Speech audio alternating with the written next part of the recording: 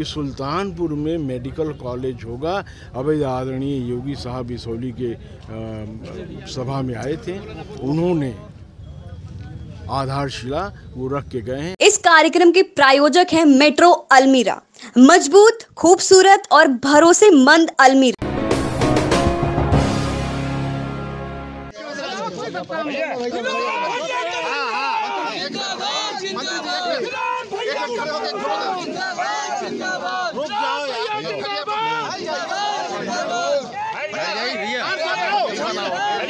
समीकरणों पे बड़ा हावी है, उससे विनोद सिंह जी कैसे निपटेंगे? देखिए, जब चुनाव शुरू होता है तो इस तरीके के मुद्दे आते हैं और 2017 में भी इस तरीके की बात थी। आपने देखा कि 2017 में भारतीय जनता पार्टी 300 से ज़्यादा सीटें प्रचंड बहुमत से आई हैं और इस विश्वास के साथ मैं कह सकता हूँ कि आदरणीय योगी साहब पुनः जो 10 मार्च को जो रिज़ल्ट आएगा, आप देखेंगे कि बड़ा चौंकाने वाला होगा। और ये हम नहीं, यहाँ गाज़ियाबाद से आप चलिए और बलिया तक जाइए, आप चित्रकूट में देखिए, और ये हम नहीं, आप लोगों का सर्वे ही कहता है। जैसे एक छोटा सा उदाहरण, ये इसका अवध क्षेत्र का, अवध क्षेत्र में सारे प्रेडिक्शंस जो आप लोगों के आए हैं, यही आए हैं कि भारतीय जनता पार्टी का परसेंटेज में वोट बढ़ा है। तो जातिगत कहाँ है? जब तक सर्व समाज का वोट आप नहीं पाएंगे तब तक इतनी प्रचंड बहुमत आ ही नहीं सकता।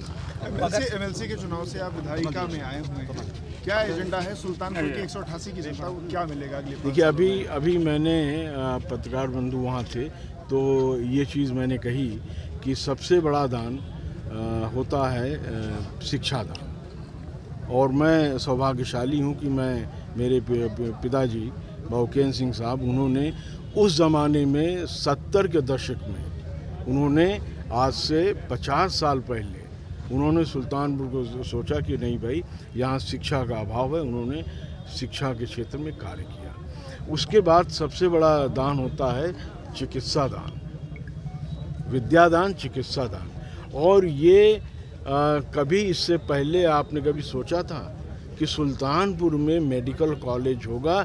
अभी आदरणीय योगी साहब इसौली के सभा में आए थे, उन्होंने आधारशिला वो रख के गए हैं। हम लोग सौभाग्यशाली, हम सबको आदरणीय मोदी जी, आदरणीय योगी जी को धन्यवाद देना चाहिए कि जो सबसे बड़ा इस जनपद में आवश्यकता है वो है चिकित्सा की, एक मेडिकल कॉलेज देके गए हैं। के रूप में आपके और तीसरा करते हैं, अब क्या काम छूट गया था जो आप? तीसरा, जो जनपद सुल्तानपुर में, जैसे आपसे आशुतोष जी, अगर आप मुझसे कहते हैं कि भाई 12 बजे मिलना है, तो मालूम हुआ कि 1 बजे आप आते हैं और एक ही कहते हैं भैया बहुत ज़्यादा ट्रैफिक कंजेशन था, जाम था।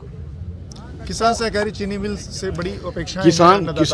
किसान सहकारी चीनी मिल अनुपूरक बजट में मात्र 1 या 2 दिन का था, वो चला था। उसमें वर्तमान सरकार योगी जी की सरकार ने उसमें करोड़ों का धन आवंटित किया है। अब चूंकि आचार संहिता है, किस स्थिति पे क्या नहीं है, ये हमारी परिधि के बाहर है। चुनाव के बाद इस पे निश्चित। ये तो विकास की बातें थी, आपका एजेंडा क्या होगा? खास तौर से क्या आप देंगे सुल्तानपुर को सौगात? एजेंडा तो सबसे, अगर हम इस मुख्यालय को हम अगर कहीं से भी जनपद के चारों जो मुख्यालय के हैं चारों तरफ, इस तरीके से, जिस तरीके से लखनऊ में शहीद पथ, रिंग रोड और आदरणीय राजनाथ सिंह ने जो किसान पथ बन रहा है, आप सबके संज्ञान में है। अगर इस प्रयास में मैं थोड़ा सा कार्य कर पाऊँ तो मैं अपना सौभाग्य समझूंगा कि सुल्तानपुर की जनता को, चूँकि इससे जो रह रहा है उसको नहीं, जो बाहर से आ रहे हैं उनको भी ये दिक्कत है। सर, हमारा पशुओं के विषय में आपका क्या कहना है? पशुओं के विषय में तो आप ये हमने एक पशुओं के विषय में जाहिर है कि इस वर्तमान सरकार ने सबसे ये जिला प्रशासन के अधिकारियों को निर्देशित किया कि अगर आम जनता की शिकायत आती है कि वहाँ पे पशु हैं तो उसको जाके आप लाइए और कांजी हाउस में रखिए। और सरकार ने उनके खाने पीने की भी व्यवस्था की है, लेकिन अगर हम उनको बताएंगे ही नहीं और अपने घर पे बैठे रहेंगे तो थोड़ा सा हमको 2 कदम आगे बढ़ना ही पड़ेगा। सुल्तानपुर के बेरोजगार युवाओं के लिए क्या रहना? अब आज संकल्प पत्र आया है, चूँकि हमने उसको पढ़ा नहीं, अभी किसी ने हमको बताया, आप ही बंधु ने बताया, पत्रकार बंधु ने, कि संकल्प पत्र आया है।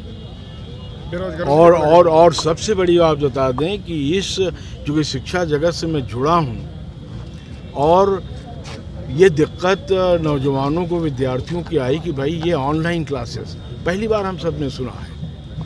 इससे पहले कभी ये इस तरीके का था ही नहीं, तो पहली बार हमने सुना है। और इस सरकार ने स्मार्टफोन और टैबलेट चुनाव से पहले कार्य शुरू कर दिया है। इसमें भी निश्चित रूप से संकल्प जो पत्र आया है, मेरे ख्याल से उसमें भी निश्चित होगा। ये हमने पढ़ा नहीं, अभी देखा नहीं अभी। की ताज़ा तरीन खबरों से रूबरू होने के लिए सब्सक्राइब कीजिए आपका अपना चैनल NTTV भारत।